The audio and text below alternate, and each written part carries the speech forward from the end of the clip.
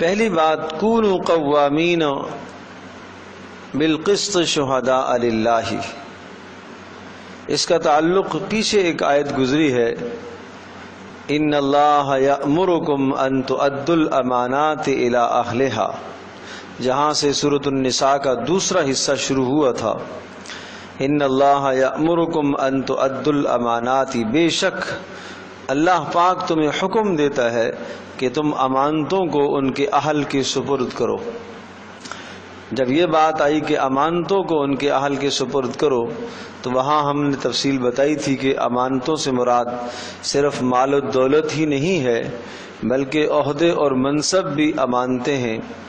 اور اسی طرح سے گواہی بھی ایک امانت ہے۔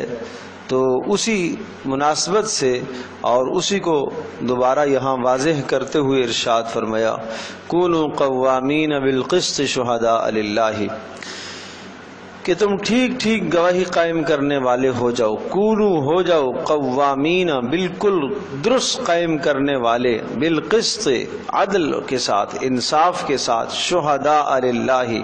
اللہ کے ساتھ، اللہ کے لیے سچی گواہی دینے والے بن جاؤ۔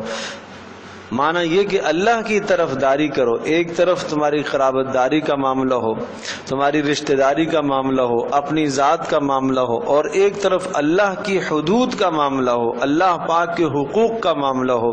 یعنی حقوق اللہ اور حقوق العباد میں جو تعارض آ رہا ہے، ٹکراؤ کی صورت پیدا ہو رہی ہے، تو تمہیں اللہ پاک کی جانب سے طرف داری کرنی چاہیے اور تمہیں ٹھیک ٹھیک گواہی دینی چاہیے، چاہے وہ گواہی تمہارے اپنے خلاف ہو، چاہے وہ بات انصاف کی بات تمہارے قرابت داروں کے خلاف بھی ہو جائے، ماں باپ کے خلاف بھی ہو جائے، جب بھی تمہیں انصاف کی بات کہنی ہے، عدل کی بات کہنی ہے، یہ ایک بڑا اصول معاشرتی زندگی کا سمجھایا، اور معاملات میں بے شمار جگہوں پر ہم اس بات کا خیال رکھتے ہیں کہ فلاں ناراض ہو جائے گا، اگر میں نے ٹھیک بات کہی، سچ بات کہی تو وہ آدمی ناراض ہو جائے گا، خاندان ناراض ہو جائے گا، قبیلہ ناراض ہو جائے گا، ماں باپ کی ناراضگی ہو جائے گی، فلاں کی ناراضگی ہو جائے گی، اپنا نقصان ہو جائے گا۔ تو اپنے اس دنیا کے نقصان سے بچنے کے لیے ہم جھوٹی گواہی دے دیتے ہیں،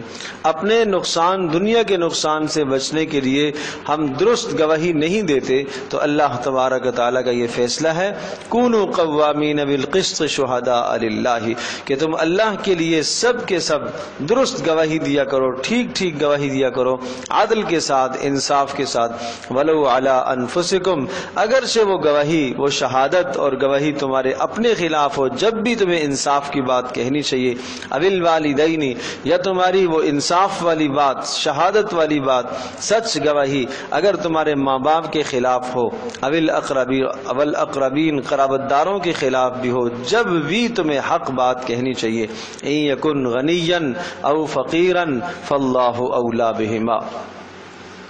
تو کسی کی مالداری تمہیں حق بات کہنے سے نہ روکے، کسی کا فقر بھی تمہیں حق بات کہنے سے نہ روکے۔ کسی کی مالداری معنی یہ ہوا کہ اس کے مال سے کوئی طمع اور لالچ ہے تو اس لیے آدمی حق بات کہنا چھوڑ دے کہ اگر میں نے اس کی طرفداری کی تو یہ مجھے کوئی مال دے دے گا۔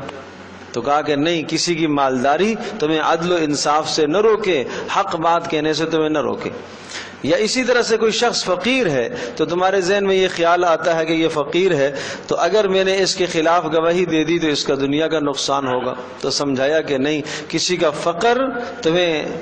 حق بات سے نہ روکے، کسی کا غنا اور مالداری بھی تمہیں حق بات سے نہ روکے۔ ان یکن غنیا او فقیرا فاللہ اولی بہما، اگر جس کے خلاف تم گواہی دے رہے ہو اگر وہ غنی ہے، مالدار ہے یا فقیر ہے تو کوئی غم کی بات نہیں، فاللہ اولی بہما، اللہ تبارک و تعالی ان دونوں کا تم سے زیادہ خیر خواہ اور مہربان ہے، اللہ ان دونوں پر زیادہ مہربان ہے تم سے۔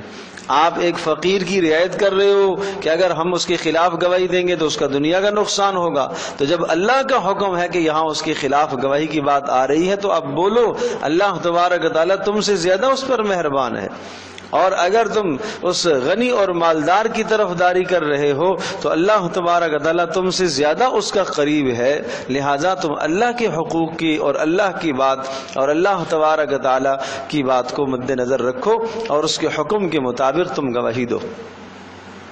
فلا تتبعوا الهوى ان تعدلوا، خواہشات کی تم پیروی نہ کرنا، ان تعدلوا، کہیں ایسا نہ ہو کہ خواہشات کی پیروی تمہیں عدل و انصاف سے موڑ دے اور پھیر دے، خواہشات کی پیروی تمہیں عدل و انصاف سے پھیر دے۔